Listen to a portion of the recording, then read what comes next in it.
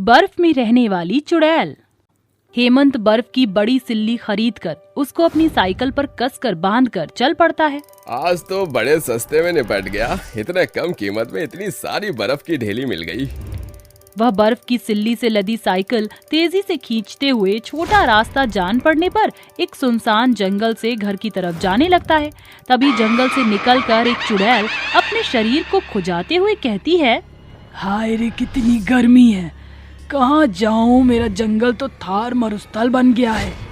चुड़ैल की खौफनाक नजर बर्फ की सिल्ली से टपक रहे पानी की बूंदों पर पड़ते ही वह मकड़ी की नाई रेंगते हुए बूंदों को पीकर कहती है, आहा, 2 बूंद जिंदगी की, वाह, बर्फ तो बड़ा सुकून दे रहा है। चुड़ैल के बुदबुदाने की आवाज सुनकर हेमंत पीछे पलटकर देखता है तो वहाँ कोई नहीं होता। फिर वो कहता है, ये आवाज कैसी थी? हो सकता है कि गर्मी से बर्फ की सिल्ली से पानी की बूंदें टपक रही हो। आवाज को नजरअंदाज करके वह दोबारा से साइकिल चलाने लगता है। तभी चालाक चुड़ैल उसकी बर्फ की सिल्ली पर सवार होकर कहती है, आजा मेरे राजा, तुझे फिल्म दिखाऊं मैं बर्फीली बारी में फायर लगाऊं। अब तो मैं इसी बर्फ की वादियों में रहूंगी। फिर चुड़ैल बर्फ की सिल्ली के अंदर समा जाती है। हेमंत घर आकर बर्फ को एक कोने में रख देता है और खा पीकर जमीन पर चादर बिछाकर सो जाता है। आधी रात वह खुद को भीगा महसूस करता है तो अचानक उसकी आंख खुल जाती है तो वह देखता है कि बर्फ की सिल्ली पिघलकर पूरे घर में फैल गई है। जिसके बाद माथे पर हाथ धरकर कहता है, हे राम, इस बर्फ ने तो बाढ़ का रूप धारण कर लिया है। फिर वो पूरा घर साफ सुथरा करने के बाद घड़ी की तरफ देखते हुए कहता है, पानी से सराब और इस गीले बिछौने पर नींद तो आने से रही। भोर के 4 बज गए हैं। क्यों ना इस बर्फ की सिल्ली को तोड़कर छोटे टुकड़े कर लूं, सुबह बेचने में आसानी होगी।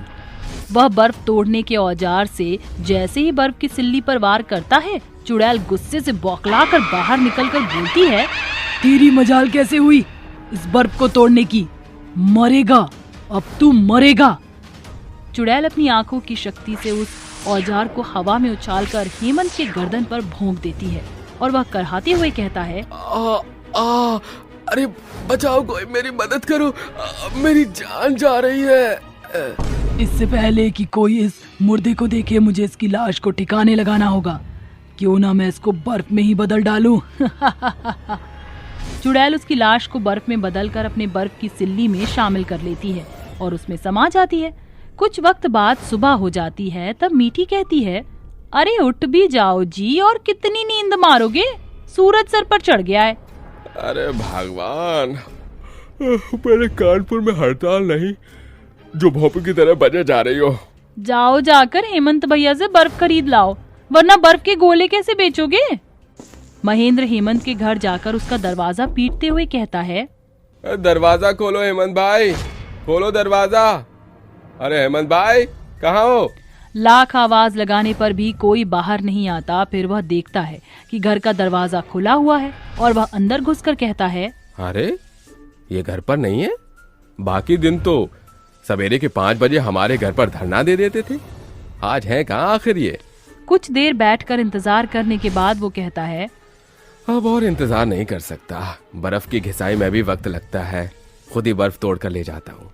महेंद्र बर्फ तोड़ने के औजार को उठाकर जैसे ही बर्फ की सिल्ली के पास आता है कि घर का दरवाजा अचानक बंद हो जाता है और खिड़कियां जोर शोर से चटकने लगती हैं।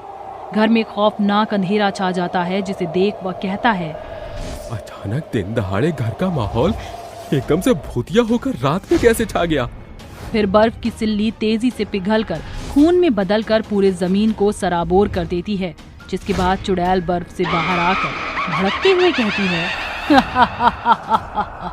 अब तू भी मरेगा, तूने मेरी शांति भंग की है। अरे राम, ये कैसी चुड़ैल है जो बर्फ से बाहर कूद पड़ी?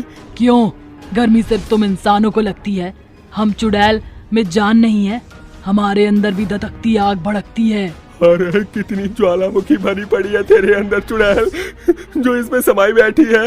ये मेरा बर्फ घर है, ये बर्फ मेरा घर है, जो भी इसको तोड़ेगा वो मरेगा। चुड़ैल उसको मारकर बर्फ में बदलकर उसे अपने बर्फ के घर में शामिल करते हुए कहती है, ये कमीने गांव वाले मुझे मेरे बर्फ के आशियाने में सुकून से जीने नहीं दे रहे। इन्हें एक एक करके ढेर करना ही होगा। तकरीबन 2 दिन गुजर जाते हैं। चुड़ैल उस घर में आने वाले हर शख्स को मारकर उसे अपनी बर्फ की सिल्ली में बदल देती। ये खबर पूरे गांव में दहशत की तरह फैल जाती है और गांव के लोग एक रात इस विषय पर चर्चा करते हुए कहते हैं, हरी काका, 2 दिन में ही उस बर्फीली चुड़ैल ने गांव के आधे लोगों को ढेर कर दिया है। कल मैंने अपनी आंखों से वो खौफनाक मंजर देखा, कैसे उसने महेंद्र को मारकर बर्फ बना दिया। पर ये बर्फ वाली चुड़ैल हमसे क्या चाहती है? हमें तो उसी घड़ी समझ जाना चाहिए था जब गांव के जेठ अषाढ़ में पड़ने वाली कड़कती गर्मी पूस के जाड़े में बदलने लगी थी। क्या मतलब? एक चुड़ैल जब शक्तिशाली होती है तो वो अपनी बुरी शक्तियों से मौसम पर भी कब्जा करके उसे भी बदल सकती है। मतलब गांव में पिछले 2 रातों में जो मौसम ठंडा होकर बर्फीला कोहरा बरसा रहा है, वो इस बर्फीली चुड़ैल के कारण है। लेकिन इसका कोई समाधान तो होगा। समाधान तो है, पर यह बहुत कठिन है। समाधान बताइए काका। हमें इस चुड़ैल के साथ चतुराई से काम लेना होगा। हमारे गांव का मंदिर है यहाँ से 2 किलोमीटर की दूरी पर। ये चुड़ैल हमको वहाँ तक पहुँचने नहीं देगी, क्योंकि रात में इसकी शक्तियाँ चरम सीमा पर होती हैं। तो क्यों हम चुड़ैल के हाथों मरने का इंतजार करें? हमें सिर्फ एक साथ सुबह का इंतजार करना है। सभी इस बात से अनजान थे। चुड़ैल उनकी बात सुन चुकी है। चुड़ैल कहती है, ये गांव वाले मेरे खिलाफ साजिश रच रहे हैं। कल का सूरज आज की रात इन पर भारी पड़ने वाली है।